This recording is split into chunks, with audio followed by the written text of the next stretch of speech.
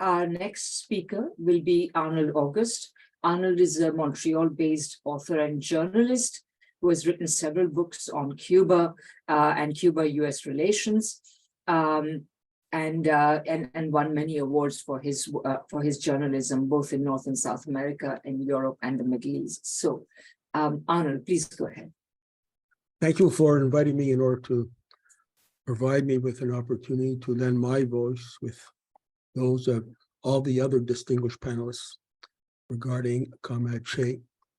Comrade Che, as he's affectionately known by many in South Africa and abroad, among his lifelong attributes embodies a forever ongoing relationship forged in blood between Africa and Cuba.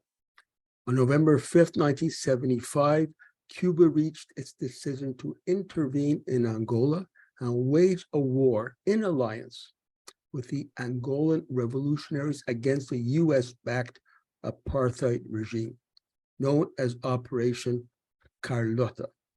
On another such November 5th in 1843, as Colombian Garcia Marquez wrote, a slave in Cuba called Black Carlota, working on a plantation in the Matanzas region of Cuba, had taken up her machete at the head of a slave rebellion in which she lost her life.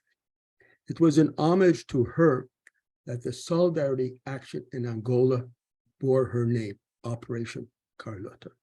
It was led by Fidel Castro, who knew all the details of the war. During the almost 16 years that Operation Carlota lasted, 337,000 Cuban soldiers and some 50,000 civilians collaborators carried out an international mission there, and 2,077 of these Cubans lost their lives in this struggle. The emblematic Battle of Cueto Cuanavali finally paved the way for the fall of the racist regime of the white minority in South Africa, which soon after was forced to legalize and start negotiations with the African National Congress and free its leader, Nelson Mandela, in February 1990. The segregationist laws would finally be repealed on June 17, 1991, definitely abolishing the oppressive system of the South African people. Thus, Comrade Che and the organizations ANC, CPSA, and the people dramatically erupted on the African continent and the world scale from being downtrodden, viciously persecuted, and assassinated majority to partaking of political power in South Africa. This eternal debt that South Africa, and indeed all of Africa, owes to Cuba, even though Cuba never desired such praise, was paid back in many ways by Che himself. One of these ways he did so was his life and work of Comrade Che. Firstly, he fully participated in a new South African political power by making sure that the Cuban-Angolan heroic war legacy remains in power and further develops. Secondly, the South African-Cuban Solidarity Organization that he headed carried out valuable work in support of Cuba. Allow me to say one thing. His organization, Solidarity Organization, said Comrade Che will always be remembered as an outstanding intellectual revolutionary and internationalist for which he was admired and respected. He was particularly admired and respected by the people of Cuba for his consistent participation and leadership of South Africa and African-Cuban solidarity.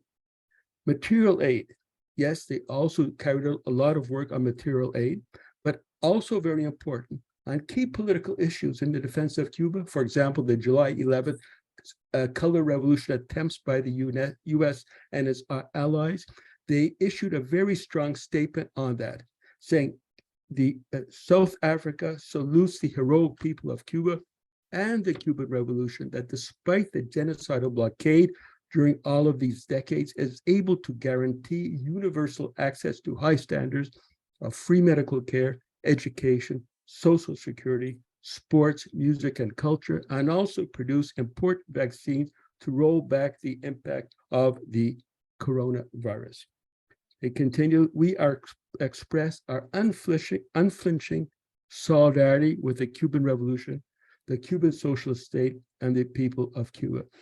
I just got a comment by for this panel today from Fernando Gonzalez, who's the head of the ECAP, the Cuba Friendship Association. He himself was also one of the many fighters in Angola.